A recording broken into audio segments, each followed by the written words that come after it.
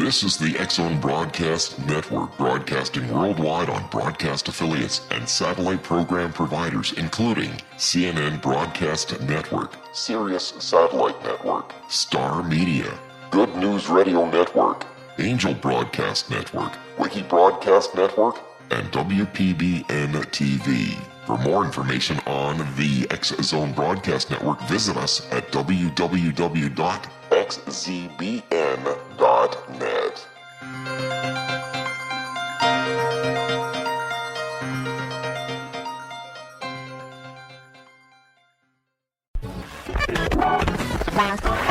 All Hit Radio.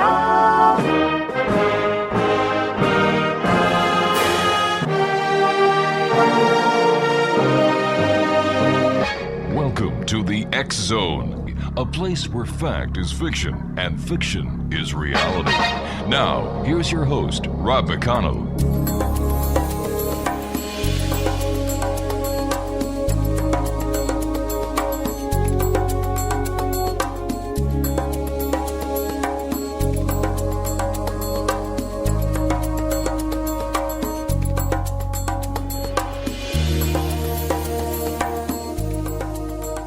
And welcome to the X-Zone, everyone. My name is Rob McConnell, and for the next 4 hours, I'm your host and your guide as together we cross the time-space continuum to this place that I call the X-Zone. It's a place where people dare to believe and dare to be heard. It's a place where fact is fiction and fiction is reality. And the X-Zone comes to you Monday through Friday from 10 p.m. Eastern until 2 a.m. Eastern on the X-Zone Broadcast Network and our growing family of broadcast affiliates right around the world. Our website is www.xzoneradiotv.com on all social media sites. One simple address, X-Zone Radio TV. And my website, my email address, if you'd like to send me an email, show idea, guest idea, or you'd just like to ask us a question here at the X-Zone, just send an email to xzone@xzoneradiotv.com. My first guest tonight, X-Zone Nation, is Robert Brenner. He is an engineer, amateur scientist, college professor, historical genealogist, and a professional speaker with an extensive experience in research and information publishing. A retired naval officer with a distinguished service in both nuclear submarines and microelectronic research and development. He holds a bachelor's degree and 2 master's degrees. He is recognized by the Department of Defense as a pioneer in a very high-speed integrated circuit research and development. Now, he's the author of 51 books, including Small Guide to Pricing, Pricing Web Services, Pricing Tactics, and many other ones.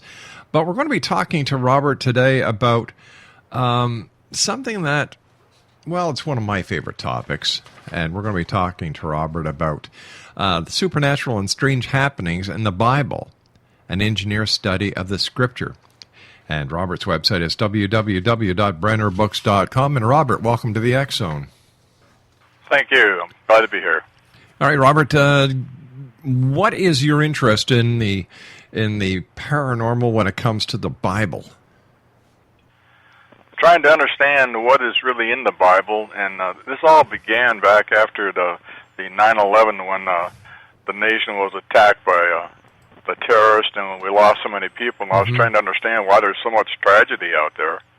My mother was living in Michigan and was in an assisted living apartment after my dad had died and graduated out of this life, and then she moved into a senior care facility.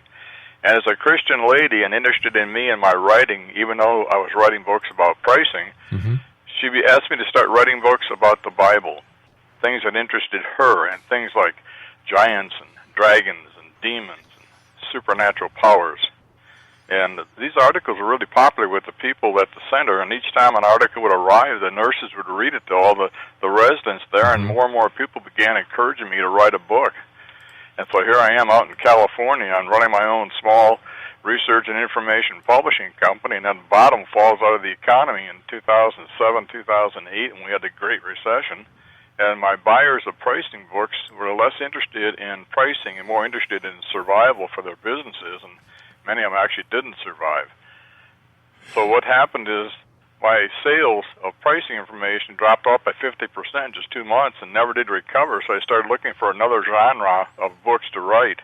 And about this time, a minister and 2 business owners challenged me. They said, do research in the Bible and find out every instance, an event that relates to something supernatural or paranormal.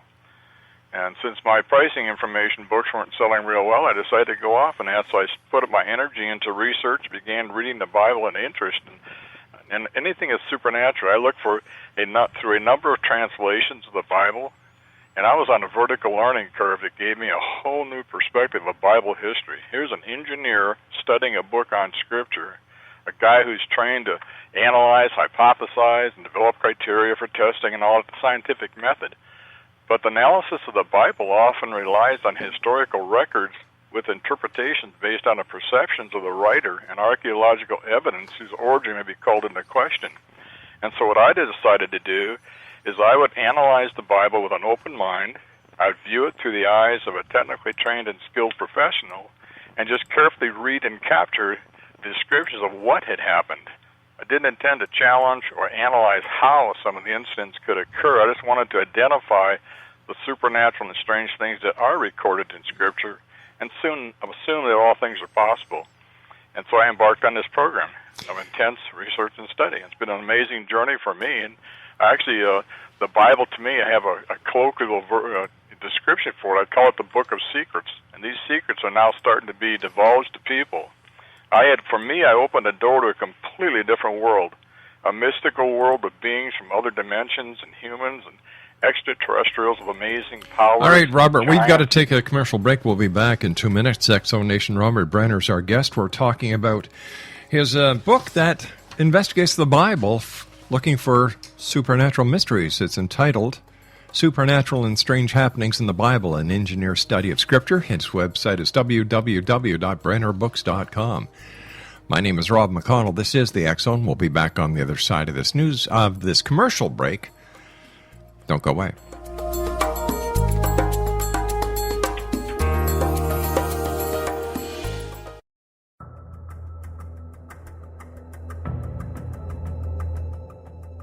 Modern Esoteric, Beyond Our Senses by Brad Olson, consummates the lifology story about where humanity originates. It is the lost continents, the primitive wisdom, the mythos of creation, and the rethinking of ancient history as we are taught in academia. There is much more to the story than what we have been told. As this is the first book in the Esoteric series, Modern Esoteric starts at the beginning of time and accelerates up to this modern age. Future Esoteric is book 2 in the series and takes a forward-looking position ahead of today with an open and honest examination of the ET issue and various unexplained phenomena. To discover the writings of author Brad Olson, visit www.bradolson.com. That's www.bradolson.com.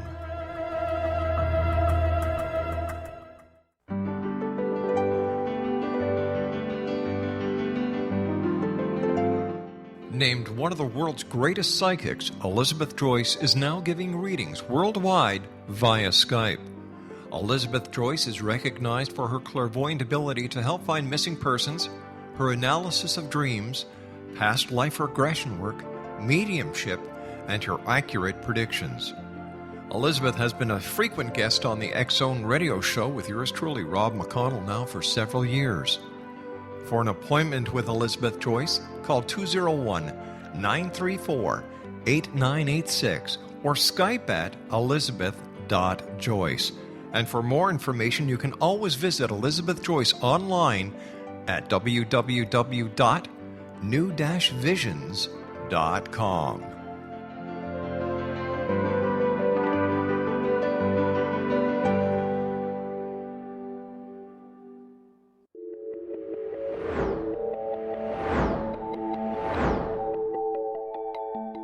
Do you have a dis-ease that you would like to alleviate through a natural means? Have you been contacted by angels, ghosts, or even extraterrestrials and want to validate these experiences? Or would you simply like to speak with someone who can help you find your life's purpose? I'm Dr. Joseph Mara, and I'm offering my services free of charge for first-time clients contacting me during the month of April. These free consultations include angel card readings, guided meditations, life coaching, and energy healing. If you have always wanted to explore these types of experiences but were skeptical or simply could not afford them, then take advantage of this free special offer. Contact me through my website, a guiding light spelled LITE.com to schedule your consultation today. Until then, I offer you love, light, and laughter.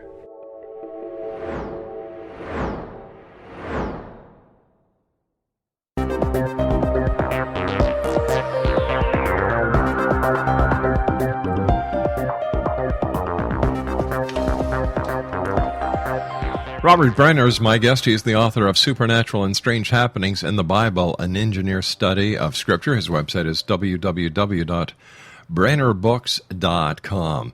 So tell me, during your research or your study of the Bible and looking for the supernatural, were you ever shocked at what you found?